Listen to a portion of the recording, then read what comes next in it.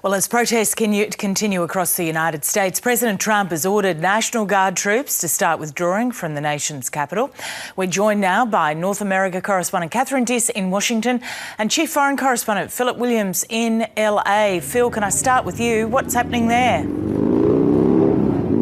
Well, this is one of many demonstrations throughout the city at the moment. There are probably a couple of thousand people here just off Hollywood Boulevard. This is the boulevard where dreams are made, but the dreams of these people are a far more equitable society where black people don't have to walk outside in fear. These protests have just continued day in, day out, and there's no apparent end to them. There's people here. What's different about this protest, it appears, is that these people are very determined they're going to get something tangible. Exactly what depends on who you talk to. But the general feeling of it all is that the US is out of kilter, it's out of balance, and for a very long time, particularly black Americans have had to live with this fear of arrest, a fear of mistreatment, particularly by the police, and this time they want to see an end to it. Exactly how that happens is not clear. And that's the thing, isn't it, Phil? We've been talking to people this morning on the program about reform to police departments at the local level. But while this started because of George Floyd, there is so much else going on behind the scenes with unequal treatment in the US, including with coronavirus. Are people concerned about the risks on the ground there, health risks at all? Well, yes, people have discussed that, but the reaction from some has been that the protest movement is more important than the risk of getting a COVID, the risk of the spread of COVID. That's how strongly and how passionately people feel. Mind you, of course, a lot of those people expressing those views are young people, the ones least likely to be badly affected by the virus, and so there might be a sense of, well, it's not going to hurt me. But yes, it is a risk, and there's been lots of warnings, of course, in Australia too, about the sort of protests that we've seen in Australia. But if there is a risk, if there is going to be a spike, it won't be seen for a week or two. And I guess people have got this protest in mind at the top of their minds at the moment.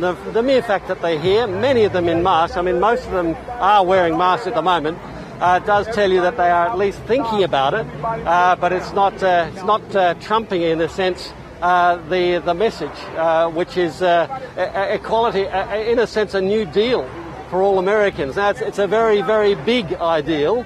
It's a big picture here, but these people are determined this time they're going to get it. And across the country, Catherine Diss, what's the mood like on the ground in DC?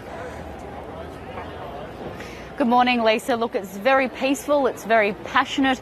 We did expect to see some of the numbers that we saw yesterday drop after we saw those enormous crowds take to the streets from both the east to the west coasts. And they have, but as you can see, there are still thousands of people gathering on the streets of the nation's capital here. They're outside the White House yet again. They're outside the Capitol building. We're seeing a great cross-section of society here today, Lisa.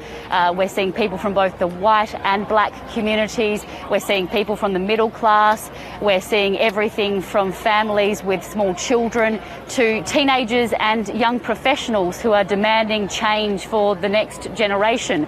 We've also seen Mitt Romney, who is a Republican senator, march down Pennsylvania Avenue in protest, in support of the protest movement here. We believe he is the first Republican senator to do so.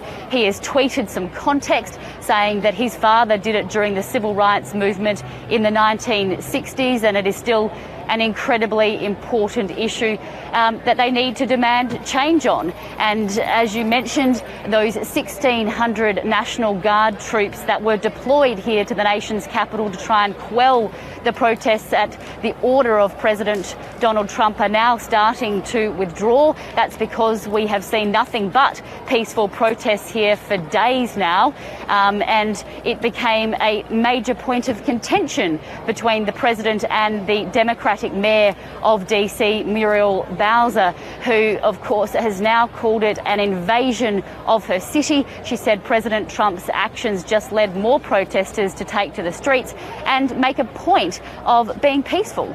And a really interesting development as well, Colin Powell, the former Secretary of State, but also military generals speaking out against Donald Trump. Another voice in what is a growing list of senior people saying they're not happy.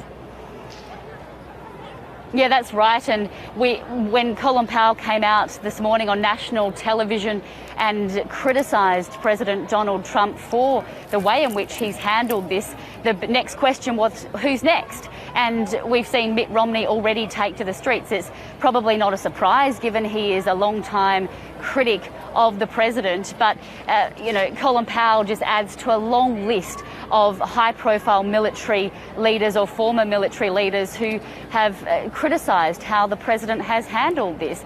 He's called him a liar. He's announced that he is going to be voting for Joe Biden, who is the Democratic nominee. That, of course, is quite a surprise to many people, given that he is a Republican. He's a member of the Republican Party.